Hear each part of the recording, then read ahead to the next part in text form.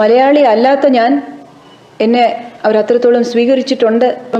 തിക്കുറിശി സുകുമാരൻ നായർ അദ്ദേഹവും ബഹദൂർ സാർ ഇവരൊക്കെ എന്നെ മലയാളം പഠിപ്പിച്ചു. ലിറ്ററലി ദേ ടോട്ട്. ആദ്യമായി ഞാൻ അഭിനയിച്ച മലയാള പടം ചട്ടമ്പി കവല. മെരിലാൻഡ് സുബ്രഹ്മണ്യ പിള്ളൈ ആണ് എന്നെ ഇൻട്രൊഡ്യൂസ് ചെയ്തത്. സുബ്രഹ്മണ്യ പിള്ള സാർ എന്നെ ആദ്യമായി കണ്ടത്, പരിചയപ്പെട്ടത് പത്മിനി ചേച്ചിന് കേട്ട് കാണുമല്ലോ, ലളിത പത്മിനി രാഗിണി, ട്രാവൻകൂർ സിസ്റ്റേഴ്സ് എന്ന് പറയും. അതിൽ പത്മിനി ചേച്ചിയാണ് എന്നെ മലയാള സിനിമാ രംഗത്തേക്കും തമിഴ് സിനിമാ രംഗത്തേക്കും അവരാണ് എന്നെ ഇൻട്രൊഡ്യൂസ് ചെയ്തത്. ആദ്യം ഞാൻ സത്യമാസ്റ്ററുടെ കൂടെയാണ് അഭിനയിച്ചത്. മലയാളത്തിൽ 180 ചിത്രങ്ങളോളം അഭിനയിച്ചിട്ടുണ്ട്. ആദ്യത്തെ പടം മുതൽ ഇപ്പം വരെ ഞാൻ തന്നെയാണ് എൻ്റെ സ്വന്തം വോയിസും പറയുന്നത്. ഞാനിത് എന്തുകൊണ്ട് പറയുന്നതെന്ന് വെച്ചാൽ, മലയാളി അല്ലാത്ത ഞാൻ എന്നെ അവരത്രത്തോളം സ്വീകരിച്ചിട്ടുണ്ട് എന്ന് പറയാൻ വേണ്ടി മാത്രമാണ് ഞാനിത് പറയാൻ ഒരുമ്പെടുന്നത്. ആദ്യത്തെ ചിത്രത്തിൽ തന്നെ സത്യമാസ്റ്ററും തിക്കുറിശി സുകുമാരൻ നായർ അദ്ദേഹവും ബഹദൂർ സാർ ഇവരൊക്കെ എന്നെ മലയാളം പഠിപ്പിച്ചു. ലിറ്ററലി ദേ ടോട്ട് മീ മലയാളം. അങ്ങനെ ഫസ്റ്റ് ഷെഡ്യൂളിൽ ഞങ്ങൾ അഭിനയിച്ച ആ സീൻസ് എല്ലാം ഞങ്ങൾ സെക്കൻഡ് ഷെഡ്യൂളിൽ എന്നെ കൊണ്ട് തന്നെ അവർ ഡബ്ബിംഗ് വോയിസ് പറയിപ്പിച്ചു. ഇന്ന് വരെ ഞാൻ എപ്പോഴും ഡബ്ബിങ്ങിൽ നിൽക്കുമ്പോൾ ഞാൻ അവരെയൊക്കെ ഓർക്കും. ഒരുപാട് ചിത്രങ്ങളിൽ അഭിനയിച്ചിട്ടുണ്ട് മലയാളത്തിൽ.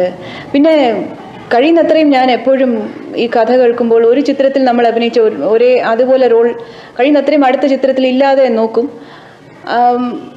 വ്യത്യാസപ്പെട്ട റോൾസ് എല്ലാം അഭിനയിക്കണമെന്ന് എപ്പോഴും കൊതിച്ചിട്ടുള്ള ഒരു ആർട്ടിസ്റ്റ് ആയിരുന്നതുകൊണ്ട് ആരുടെ കൂടെ അഭിനയിക്കുന്നു എന്നെല്ലാം ഞാൻ ആലോചിക്കില്ല. നമ്മുടെ റോൾ എന്താ, നമ്മൾ എന്താ അതിൽ ചെയ്യേണ്ടത് എന്ന് മാത്രമേ ഞാൻ ചിന്തിച്ചിട്ടുള്ളൂ ഇന്ന് വരെ.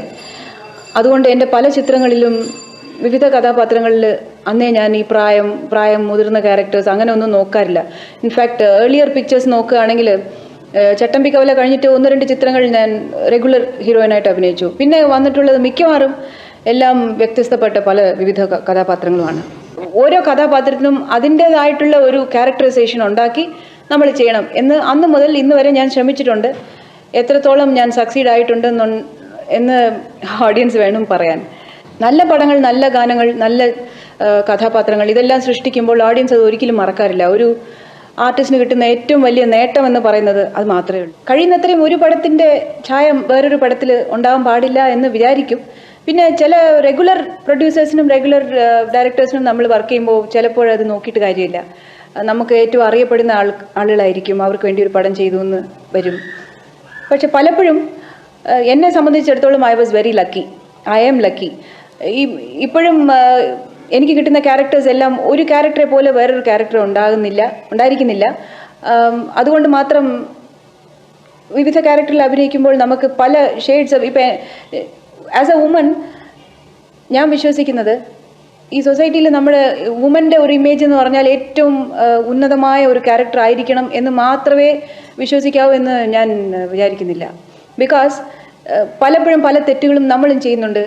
ആ തെറ്റുകളുടെ വെവ്വേറെ മുഖങ്ങളുണ്ടല്ലോ, ഒരു സ്ത്രീയുടെ വേറെ മുഖങ്ങളുണ്ടല്ലോ, അതെല്ലാം അവതരിപ്പിക്കണമെന്ന് ഞാൻ ആഗ്രഹിച്ചിട്ടുണ്ട്.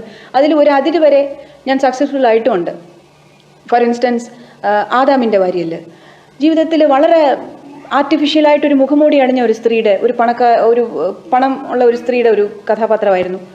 അവർ കള്ളുകുടിക്കും, മദ്യപിക്കും. എന്തുകൊണ്ട് ഇതെല്ലാം നമ്മൾ ഇമേജ് എന്നൊക്കെ വിചാരിച്ചാൽ അതിൽ ഞാൻ വിശ്വസിക്കുന്നില്ല. ഒന്നാമത് ഇമേജ് എന്ന് ഒരു ആർട്ടിസ്റ്റിന് ഉണ്ടാവാൻ പാടില്ല. പൊതുവേ ആർട്ടിസ്റ്റ് ഇമേജിനെ കുറിച്ച് ഓർക്കാൻ തുടങ്ങിയാൽ നമ്മളെ ചുറ്റി ഒരു വട്ടം, ആ ഒരു വളയത്തിനകം നമ്മൾ റെസ്ട്രിക്റ്റഡ് ആവും. അത് പാടില്ല എന്ന് വിചാരിക്കുന്നു ഞാൻ. അങ്ങനെ ഒരു റെസ്ട്രിക്ഷൻ വന്നു പോയാൽ പിന്നെ നമുക്ക് പല ടൈപ്പ് ഓഫ് ക്യാരക്ടേഴ്സ് ചെയ്യാൻ പറ്റില്ലല്ലോ. എന്നെ സംബന്ധിച്ചിടത്തോളം ഞാൻ ക്യാരക്ടറായിട്ട് അപ്രോച്ച് ചെയ്യുന്നതിനേക്കാൾ മോസ്റ്റ്ലി ചില ഡയറക്ടേഴ്സിൻ്റെ അടുത്ത് എനിക്ക് ഒരുപാട് പഠിക്കാൻ സാധിച്ചിട്ടുണ്ട്. ഫോർ ഇൻസ്റ്റൻസ് KG ജോർജ്, അദ്ദേഹം ഒരു പെർഫെക്ഷനിസ്റ്റാണ്. അദ്ദേഹത്തിൻ്റെ അടുത്ത് ഒരു പടം വർക്ക് ചെയ്താൽ നമുക്ക് ഒരുപാട് പഠിക്കാൻ സാധിക്കും. He is like an institution. That's what I have felt.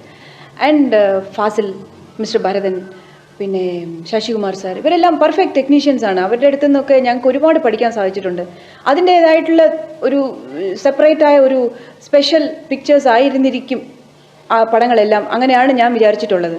അതുകൊണ്ട് മാത്രം തന്നെ അങ്ങനത്തെ Hariharan sir, is also another perfectionist. ഇതെല്ലാം പക്ക എന്നൊരു വാക്ക് പറയില്ല, അതാണ് അവർ. അവരുടെ അടുത്ത് ഞാൻ വർക്ക് ചെയ്തിട്ടുള്ള പടങ്ങളെല്ലാം നമ്മൾ നോക്കുകയാണെങ്കിൽ ഒന്നുകിൽ എനിക്ക് അവാർഡ് കിട്ടിക്കാണും. ഇതിലൊക്കെ നമ്മൾ മാത്രം ചെയ്യുന്ന ഒരു കാര്യമല്ലല്ലോ ഈ ഒരു സിനിമ എന്ന് പറയുന്നത്. ഡയറക്ടർ ഉണ്ടായിരിക്കണം, നല്ല കഥാകൃത്യന്മാരുണ്ടായിരിക്കണം, നല്ല ക്യാരക്ടറെ അവതരിപ്പിക്കാനുള്ള കഴിവ് ഒരു ആർട്ടിസ്റ്റിനുണ്ടായിരിക്കണം. പിന്നെ അവിടെ ഉള്ള ഈ പ്രൊഡക്ഷൻ ബോയ്സ്, സ്പോട്ട് ബോയ്സ് മുതൽ നമുക്ക് ഇഷ്ടപ്പെട്ട ആഹാരം തന്നാലേ നമുക്ക് സുഖമായിട്ട് അഭിനയിക്കാൻ ഒക്കുള്ളൂ. അത്രയും ഒരു ജോയിൻറ്റ് എഫേർട്ടാണ് ഒരു പടം എന്ന് പറയുന്നത്. അങ്ങനെ വിശ്വസിച്ച് മാത്രമാണ് ഇത്രയും കാലം ഞാൻ വർക്ക് ചെയ്തിട്ടുള്ളത്. മാത്രമല്ല, ഒരു ചെറിയ ഡിസ്റ്റർബൻസ് ഉണ്ടായാലും നമ്മൾ ഏത് ക്യാരക്ടർ ചെയ്താലും അതിൽ ഡിസ്റ്റർബൻസ് ഉണ്ടായിരിക്കും. ഇപ്പോൾ കൂടെ നടിക്കുന്ന സഹനടന്മാർ, സഹനടികൾ എല്ലാവരും നമുക്ക് ഒബ്ജക്റ്റീവായിട്ട് എന്തെങ്കിലും പറഞ്ഞാൽ, നമ്മുടെ കൂടെ അഭിനയിക്കുന്ന നടനോ നടിയോ ഒബ്ജക്റ്റീവായിട്ട് എന്തെങ്കിലും ഒരു വാക്ക് പറഞ്ഞാൽ നമുക്ക് പ്രൊസീഡ് ചെയ്യാൻ പറ്റില്ല. അത്രയ്ക്ക് മെഷീനെ പോലെ വർക്ക് ചെയ്യാൻ സാധിക്കില്ലല്ലോ. സോ അപ്രോച്ച് എന്ന് പറയുന്നത് എല്ലാവരുടെ സൈഡിൽ നിന്നും ഉണ്ടായിരിക്കണം ഒരു ആർട്ടിസ്റ്റിന്. നമ്മൾ മാത്രം ചെയ്യുന്ന ഒരു കാര്യമല്ല എന്നാണ് ഞാൻ വിശ്വസിക്കുന്നത്.